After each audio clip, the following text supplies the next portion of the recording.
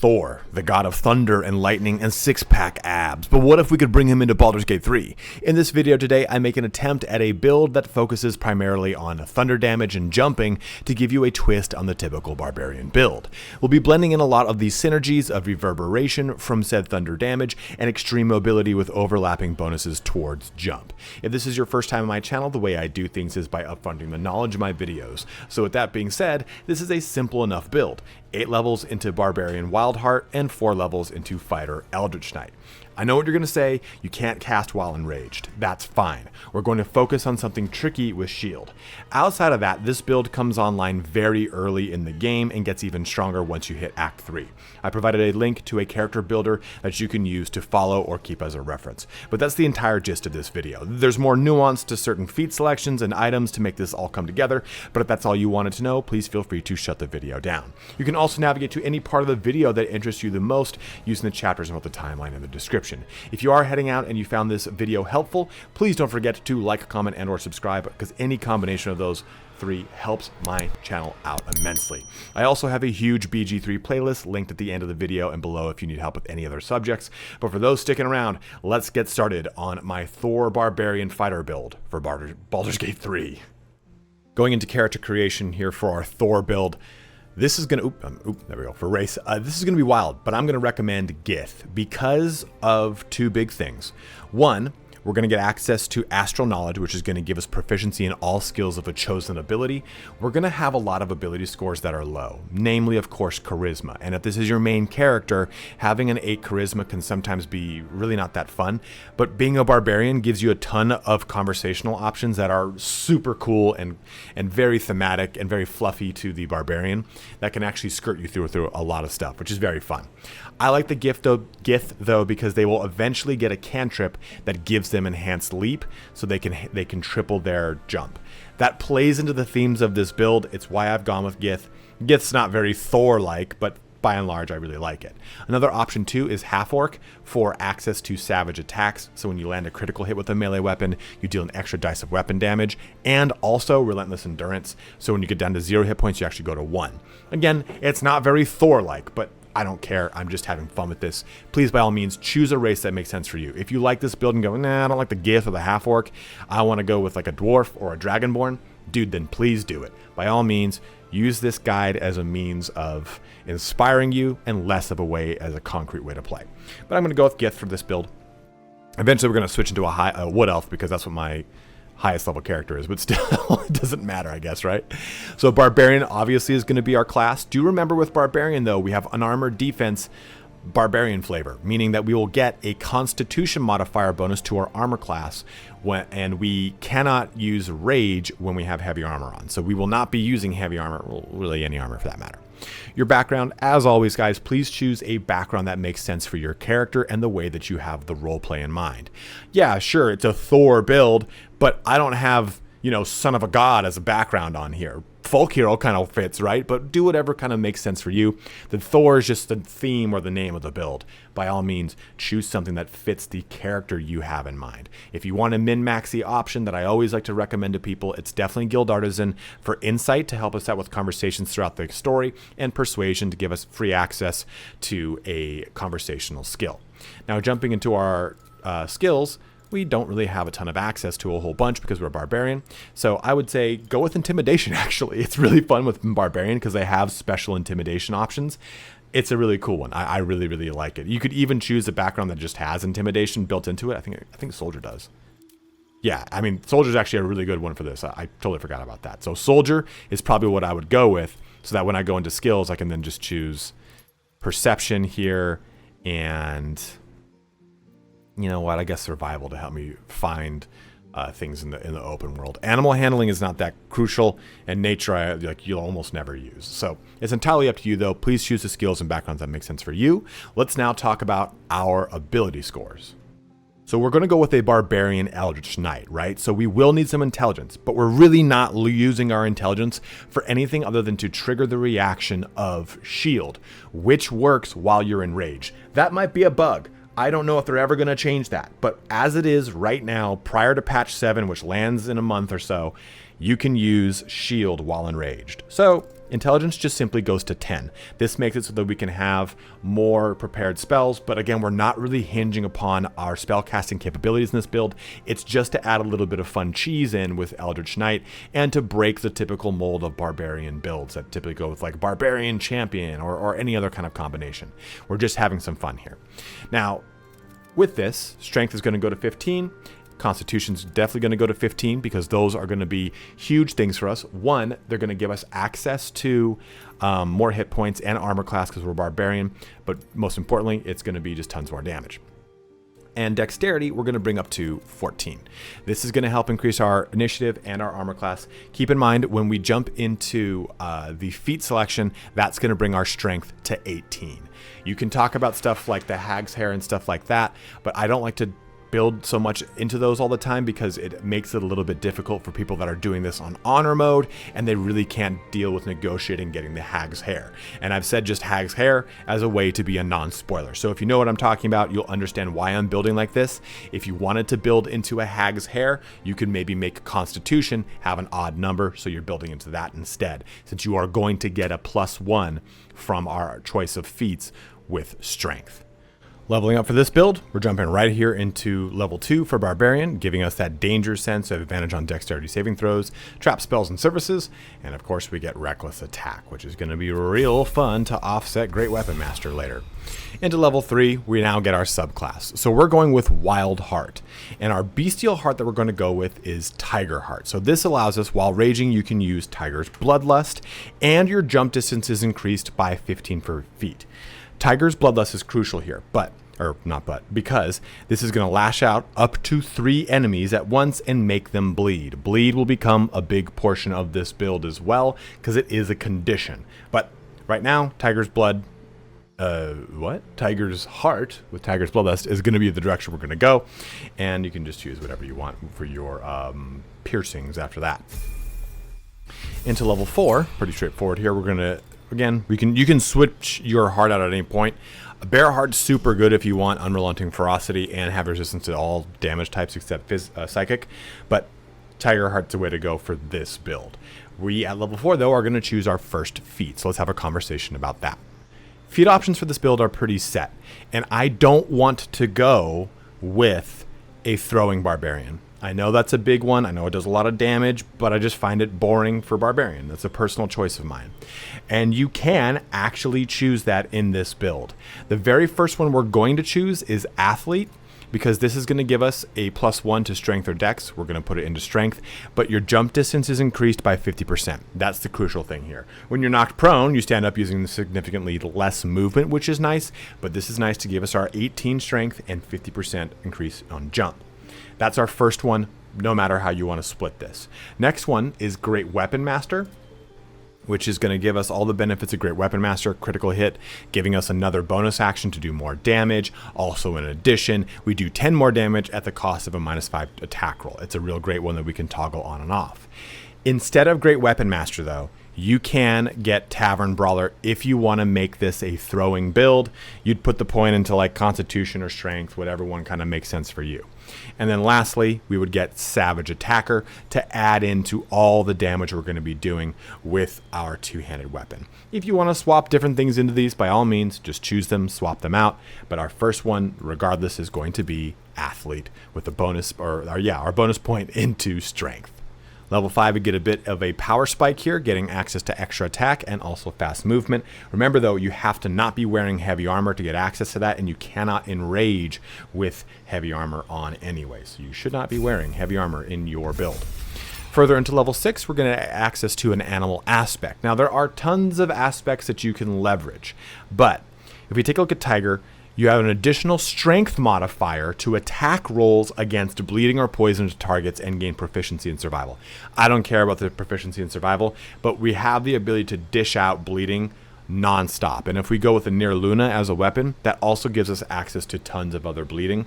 So we're going to go with aspect of the Tiger here. I think there's one that helps out with jumping, but we have plenty of extra ability here. Elk is pretty nice here for movement speed bonuses, and Wolf helps out with stuff too. But Tiger is what we're going to go with because we're going to hinge upon the benefits that we get from our Bestial Heart, which is Tiger that helps us deliver bleed conditions all around. So another point here into Barbarian, which gives us basically Diet Alert. Alert is a 5 initiative. Cannot be surprised. Well, we get 3 initiative and cannot be surprised, so it's quite good. And then our last level of Barbarian gives us another feat and land stride, so difficult terrain no longer slows you down, which is lovely. And our last one here is going to be Great Weapon Master, so we can get a little bit of a power spike at this point too.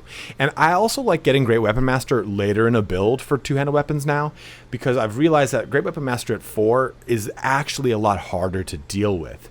When you have more strength and more things to offset that -5 to attack roll like you do at level 8, I find it to really slot into a build better than any of the things I would get after that point. So Great Weapon Master here comes in at level 8. And then we're going to get our next 4 levels into Fighter. And we're going to choose Great Weapon Fighting as a fighting style. Remember, as a Barbarian, you don't get weapon fighting styles. This is nice here. It's going to offset some of the difficulty with our Great Weapon Master. When you roll a 1 or a 2 on a damage die for an attack with a two-handed melee weapon, that die is re-rolled. I'm sorry, on damage, not on attack. So it's not going to help out with the attack roll on a Great Weapon Master. It's going to help out with the damage on Great Weapon Master. Moving into level 2 here, we're going to get access to Action Surge for an extra action. And into level 3, we'll be able to choose our subclass. So the typical subclass option is Champion, just to give you that 1 to crit, so that now, rather than critting on a 20, you'll crit on a 19. That's a good way to go. It's just kind of boring for me. And Battle Maneuvers also, or Battle Master with all the battle maneuvers, is also very popular. But Eldritch Knight's what we're going to do because of some trickery we're going to lean into with shields. So Cantrip, we're going to go with Blade Ward. Remember, Blade Ward is an action. So we cast Blade Ward first and then use our bonus action to go Enraged, but we'll take only half the damage from bludgeoning, piercing, and slashing attacks. So basically, cast this, Enrage, then jump into combat. And I'll show that off what that looks like. For our additional cantrip, I'm going to go with Minor Illusion just because it helps. We have to worry about our actual attack score for the rest of this, so I'm not really going to lean into those. Our spell options, though, are going to be Thunder Wave, because we're a Thor build, and Shield. And then our expanded option, of Shield's a big portion of this, and Thunder Wave just because it's Thunder Wave. What I like about Thunder Wave especially, though, is it's going to use my intelligence, sure, whatever, but it doesn't matter, because if they resist on a save, targets will still take half damage. So it's a guaranteed damage and it will displace them, so that works for me. And expanded here, though, we're going to just go with Enhanced Leap if you are not a Gith. This is just a nice way to pick this up. Otherwise, go with Longstrider so that you've got it online. Longstrider is a ritual spell, meaning that when you cast it, it will last until you go to bed. You can also go with like False Life if you want. It's just very low amounts of 10 hit points by this point in the game, so I really wouldn't bother with that. Basically, we want to choose something that isn't going to rely on the damage, or I'm sorry, something saving against it, which almost all of this is going to be. So I'd rather just go with like Enhanced Leap here or Longstrider. Right now, this is on my Wood Elf, so I'll go with Enhanced Leap. And I will accept this, and we'll go to the last level here, level 4, which gives us our final spell, which is going to be Magic Missile, which does not need a roll to hit. So if you're in the middle of a fight or beginning of a fight, anytime when you're just not enraged, just use Magic Missile if you really need to. It's just there to be present because it's an auto hit capability. Then our last feat, as we know, is going to it's going to be Savage Attacker. I'm like, it's not tough. That's the previous build I made. Savage Attacker. So that's going to give us, of course, you roll damage, do dice twice, and use the highest roll. So basically, you get an advantage on your melee weapon attacks. So that's going to set us all up, and we'll be complete with this build. Let's talk about itemization. For the itemization portion of all this, I unfortunately don't have 4 crucial items for this build. I can't even really show it off to its fullest extent, and I apologize for that. I've tried to download things that allow me just to add items to my game, and it seems not to work because my brain's not too cool. But the first one I want to show off here is Hammer Haft. You're going to get this in Act 1 when you free, what's her name, from the fire in Joaquin's Rest. And Hammer Haft is cool because it's going to open us up to the initial portions of Thunder in this build. Now, I know you're probably thinking to yourself, why aren't you going with lightning? It's Thor. Go with lightning and thunder. Use charge-bound hammer, throw that thing around. You can go that route, but there's not a lot of really late game lightning items. They're all really early game, and they fall off in their usefulness quite quick, and they rely on lightning charges, and I don't want to do that. Instead, what Hammer Haft is going to give us is Shockwave when the wearer jumps, and whenever they land, they deal 1d4 thunder damage in a 10-foot radius. That is just so crispy and juicy for this build. And you're going to use this pretty much all the way through till Act 2 when you get the Corpse Grinder. I think it's Act 2 or beginning of Act 3. Either way, and you can again switch to the Charge-Bound Hammer in Act 2 if you so wish, but we'll talk about that later. The other weapon or item I don't have is the Ring of Spiteful Thunder that you will get from Roa at the Moonrise Tower. This is when the wearer deals thunder damage to a reverberating creature, it becomes dazed, which is going to be absolutely lovely for you because dazed has disadvantage on wisdom saving throws, can't take reactions, and loses a dexterity bonus to their armor class. So a lot of really great benefits that can help you do more damage to targets.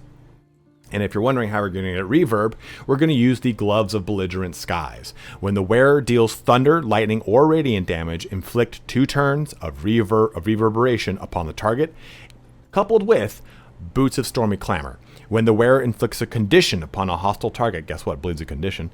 They inflict 2 turns of reverberation. Also, reverberation is a condition. So if you hit them with thunder damage, it's a condition. They're going to get reverb twice. 2 from the Stormy Clamor, 2 from Belligerent Skies. And if you did more conditions on them, you're just going to help ramp this whole system up. All 3 of these last 3 items, you're going to keep on the build for the entirety of the build. It's a very straightforward, very early to get online build because all this stuff happens in Act 1. The Boots of Stormy Clamor, you're going to get from Omelium right in Act 1. The Gloves of Belligerent Skies, you're going to buy in Act 1 in the Inquisitor's Chamber at Kresh Yelek, and you're done. You're pretty much done with those slots for the entirety of the game. It's just swapping out other items as you get them, which I do have. So let's jump into the things I do have. Starting, of course, with our weapons. So the one that you're going to end up using is the Corpse Grinder, which, again, I think it's right at the end of Act 2, if not the very beginning of Act 3. But this innately has 1d4 thunder damage. So we don't need to touch anything else, and we're going to get Thunderous Conversion from the Gloves of Belligerent Sky, and we're going to get the Boots of Stormy Clamor without having to do anything else. It's just going to constantly trigger those for us. It's a +2, which is really good, and it also has this capability, Grand Slam. Slam your weapon into the ground, thunderously impacting nearby foes and possibly pushing them away. The +4 here, I believe it is based off of your proficiency. So right now it's at a +4. If you got this earlier in the game at like level 9, I think it's a +3 then around that point. But again, on save, targets still take half damage, so you get a lot of really cool thunder coming in from this build just from your main weapon. But other weapons you can use are the Faithbreaker that you'll get at the very beginning in Act 1, dealing with the Emerald Grove situation. Also the Charge-Bound Warhammer. If you went with a good playthrough, you can buy this from Damon at the Last Light Inn, and you can bind this as an Eldritch Knight because you are an Eldritch Knight. You just will have to wait until level 11 to do so. So you can go with this if you really want to do lightning, and if you do this route and you want to go with a throwing barbarian, Tavern Brawler works amazingly with this, and I'll show you how to get even more benefit out of it. Now, another really good weapon that you can use instead of Corpse Grinder is Niraluna, because this weapon will return to your hand when thrown, which is cool. You cannot be forced to drop the trident. When you throw it, the weapon creates an explosion that deals 3 to 12 thunder damage. Even if you're not going with a Tavern Brawler build, this is just a really cool way to just throw some additional damage that you maybe can't reach someone, but you'll probably be able to reach them. I'll show you why. In addition, you gain 10 feet to movement speed and jump distance, which really jumps into a lot of the stuff that's awesome with this build.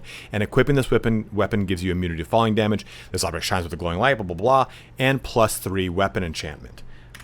Furthermore, our Zephyr Flash inflicts bleeding, which is a condition, and doesn't provoke opportunity attacks, and on save they take half damage, and it's thunder damage, so you're dishing out more, and Zephyr Break is all thunder damage. Niraluna is really good for this build. It's probably better than Corpse Grinder, but for me, Thor uses a hammer, and I wanted to use a hammer for this build, and I like tenacity. So here you go. Near Luna is probably the better min-max option. I just really like this one instead. And if we're talking about the bow, then we're going to be using the Dark Fire short bow to give us a resistance to fire and cold damage as well as haste. But another good option is the Dead Shot to give us those crit hits decreased by 1. So now we'll crit on a 19 out of 20. One thing to note, though, too, is we can add more thunder damage to this build using the Drake Throat Glaive that we're going to get from Roa and Moonrise Cavern? Moonrise Tower. So how this works is we equip this, we take the weapon we're going to use, and we throw it on the ground. Then in our buttons in the bottom, we can see Draconic Elemental Weapon. We click it, and we can add more thunder damage to it. Or if you're using that Chargebound Hammer, you can go ahead and add one more D4, 1d4 of lightning with it if you want. Whatever you'd like to do. You can even add another different element, but Thunder's going to be good because it's also one of the least resisted elements next to Force. So now, this weapon, which was a +2, is now a +3 with 1d4 thunder, and it's an innate thunder damage that it already has. If I hover over this, it shows me 1d4, 1d4. So it basically does 2d4 of thunder damage. Absolutely crispy. Let's now talk about our armor. For armor choices, a lot of our slots are locked down, right? The Ring of Spiteful Thunder is one of our rings. The Gloves of Belligerent Sky is our gloves. Our boots are of Stormy Clamor. So those locations are locked. I'm just going to show you alternatives that you can use in case you're maybe further in the game, you want to use this build, whatever it is. I unfortunately think that the gloves and the boots are really the big driving force of this entire build. The other stuff is just fun ways to lean into more thunder or reverb action. But the Thunderskin Cloak is going to be crucial for this build as well. This is a pretty much set option. When a creature with reverb deals damage to the wearer, the creature needs to make a Constitution saving throw or become dazed. So this works with your Ring of Spiteful Thunder, which will have them do the same exact effect. So this is pretty much guaranteeing that things will get dazed against you, and if you want, you could use one or the other. So this allows you to flex that option a little bit more because it's the same effect overall. Another real cool one here that you can go with is just simply a Cloak of Protection. Any cloak really is gonna work for this build, whatever makes sense for you. For your helmets, you're a Barbarian, go with the Barbarian helmets. So you can even use the Hell Dusk helmet, which is cool because it's not armor. This makes it you can't land, or attackers can't land critical hits on you. You get a +2 bonus to saving throws against spells. If you're playing a Gith, this is nice because now you can see, you basically get dark vision and you cannot be blinded. But you can also go with stuff like the Horns of the Berserker with 2 to your attack rolls when attacking creatures that have already taken damage. Helps with more necrotic damage. Even the Mask of Soul Perception, which is technically a monk item, is great for gain +2 bonus to attack rolls, initiative, and perception checks. That's great all the way around. But also the Cap of Wrath is really nice here. For during combat, when the wearer starts their turn with 50% less hit points, they gain Wrath for 2 turns. And I don't know where it went. Where is my... there it is. I was like, where's my Bone Spike helmet? You can also go with the Bone Spike helmet if you wish. When you rage, hostile creatures in a 10-foot radius must succeed a Wisdom saving throw, or take 2 to 8 psychic damage, and you also get Menacing Attack, which is a real fun way to add more things into your repertoire because it's going to give Frighten. And it does not spend superiority die, so it's basically that free action into it. And +2 to Intimidation. Overall, a cool option.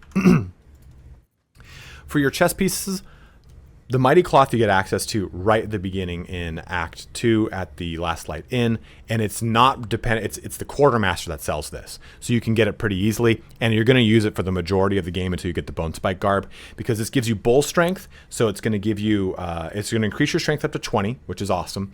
In addition to that, it's going to give you an advantage on any strength check. Also, you're going to double your carry capacity. Awesome every way you look at it. Also, you cannot be pushed against your will, and you have an advantage on saving throws against being restrained, and you get Bull Rush. So a lot of really cool things are built right into this build. It's super cool with that. Bone Spike Garb, though, would be your other option for 15 temp hit points when you enrage. Reduce all incoming damage by 2, and when the wearer is struck by a melee attack, they reactively do 6 piercing damage. Whichever one you want of these two, stick with it. That's going to be pretty much good for the whole game. Other gloves, aside from the Gloves of Belligerent Skies, are just the Bracers of Defense for +2 AC, the Bone Spike Gloves to get you resistance to slashing, piercing, and bludgeoning, which you already get from Blade Ward, and then also the Hell Dust Gloves, which add fire damage and also give you a +1 bonus to a spell attack rolls and spell save DCs with Rays of Fire as a cantrip. Not as great, but I always kind of think they're fun for Barbarians. For boot options, you can go with just the early Linebreaker boots for some dash whenever you for wrath whenever you dash. And the Disintegrating Night Stalkers to give you Misty Step. Just remember, if you're enraged, you can't use these spells. So keep that in mind. Don't rely on like a Misty Step amulet like this one, I mean, you can't even use it if you're enraged. Bone Spike boots, though, +1 bonus to armor class and saving throws as long as you're not wearing armor, and jump distance is increased by 5. This is probably the best bet outside of the boots of Stormy Clamor for more jump distance. Also, Brutal Leap is a real awesome ability, which does really cool stuff here. Take a look. Leap at a target and possibly knock it prone. And I'm going to show you right at the end of this section about how awesome our jump is going to be. In addition to that, though, for jewelry, you can use the Killer's Sweetheart to give yourself some additional attack roll and critical hit, that kind of fun action. Necklace can be the amulet of Misty Step if you want. The Constitution necklace is probably the best because Constitution is going to translate to your armor class. So right now we have 20 AC, which is really, really nice. And then lastly, the other set item I like is the Spark Wall, just to give me resistance to lightning damage. So pretty much between this and the bow, I'm resistant to all major elemental damage, which I really enjoy. Let's show off now some combat, though. Jumping into combat, let's have some fun. So I went ahead and used a potion of swiftness here, or speed, to give me an additional action so I can show off a little bit more. Also, too, I quaffed an elixir of Cloud Giant Strength. This, of course, is going to turn our strength here into 27. So we're going to be really able to do some fun stuff. But I want to show you something before we do anything. I'm going to click back on Gale here. In fact, I'll go click on Shadowheart, who's not in combat. It's going to be kind of wild. If I look at Shadowheart's jump, it says 15 feet. If I look at Will, it says 15 feet. I'm going to go back to the character who I've jacked up all of the jumping on. It says 68 feet because it's based off of your strength. And on top of it, that could be 78 strength or a feet if I were to put on the Near Luna. So yeah, sure, we can run all the way. We can jump all the way over here now. And I can do that with Brutal Leap. And of course, with the Boots of Stormy Clamor, that's going to kind of turn this off. Or if you're using Hammer Haft, I can blow up a huge shockwave of that thing. What is that thing called? Oh, God. Thunder damage.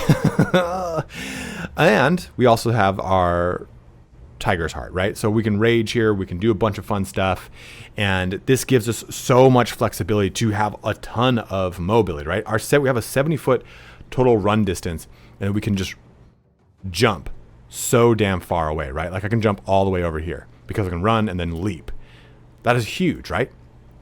So we have a lot of mobility linked into this. Unfortunately, I can't Brutal Leap into this, which would have been a lot of fun, because I do want to jump into our rage with our Tiger Heart. So let's go ahead and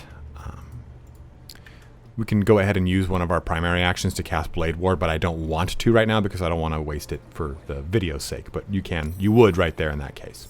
So go ahead and use our Tiger Heart. So we raged, and we can use one of our actions to do Tiger's Bloodlust, and just go ahead and do this. Now, unfortunately, right now it's not going to show it, right? But that would have given us 4 stacks of reverb. And that reverb would have been great because we haven't talked about this yet, but here, Reverberation. Affected entity has -1 penalty to strength, dex, and constitution saving throws. When the entity has 5 or more turns of reverb, it takes 1 to 4 thunder damage and possibly falls prone. So it's super easy to knock things prone, and then once you're prone, you have advantage to keep them prone. You can just keep this value train going with reverb. It is such a stupid strong condition in this game with an already very strong ability. And the nice thing about Tiger's Bloodlust, if you noticed, I can just go ahead and do it again. I'm not locked to that being behind a short rest or anything of the sort. But let me go ahead and show you Grand Slam. You could probably just do it right there. They're going to get there. And that just does that. And it's just, there's so much value locked behind all of this fun action, which is really, really, really, really cool, right? So we can go ahead and hit again. Let's just use executioner, whatever. That would cause more reverb because I'm doing more stacks of it. We can action surge again, come over here. And I'll use menacing attack because it's on my helmet, right? It's kind of fun. Okay, that would be reverb as well. There would be 4 stacks of reverb right there. So everything I'm doing has just so much reverberation built into it and so much thunder damage built into it. And near nothing is going to resist all this. So we're able to clear the field real effectively, have a lot of fun doing it. And then at the end of the day, let's go ahead and just kind of end turn all the way back to our character. We can get spicy with this. We can use one of our primary actions to show this off, actually. We can use Near Luna to show off some jumping capabilities that we've got. And I still have tons of armor class, which is cool. This guy's going to do some shots. If you don't know, Gale is a 4 elements wild magic barbarian. It's a really cool build. So let's just go ahead and use Near Luna real quick. Let's use a primary action to do so. But we'll just use Brutal Leap and leap all the way over here. You know, like we can... this Brutal Leap can be pretty damn far as soon as it says target too far. So we can leap all the way. Oh my god, where is it? Where is it? Where does it stop? Nobody knows. There we go. I was like, where's my running guy? So we need to leap all the way over there. So just tons of movement and leaping all in conjunction here, because that leap is just through the roof. 109 total feet. And our movement, of course, is 85 feet. But let's just go ahead and do a jump. Just because, why not? It's part of the build we've built up. And of course he resists it. Doesn't even make it cool anymore. But we could use Zephyr Flash, which ignores our opportunity attacks, to get more conditions, bleed, thunder damage, more reverberation. All sorts of stuff is coming out of this build with thunder, and I absolutely love it. I think that this build... I liked the Gloves of Belligerent Skies when I made a monk and I did the Tavern Brawling Monk. I thought it was really cool. But I was like, man, how can these gloves be used in a different way? And someone recommended a really cool build using Athlete and Jump. And I was like, well, maybe we can really chain these things together. And I think the result is a character that starts very fun with Hammerhaft in Act 1 and gets even cooler into Act 2 and gets even disgusting in Act 3. So hopefully you have a lot of fun jumping around and slamming into things with this build. Is it like the throwing hammer, return hammer Thor of Marvel? No, but it's still a lot of fun and it fits a general theme of using thunder. And if there's a cool way to leverage lightning, go ahead and let me know in the comment section below. I'm always down to change these builds and kind of hear how you guys would approach this from different angles. But as always, guys, thank you so much for watching here today. Have a good one and take care.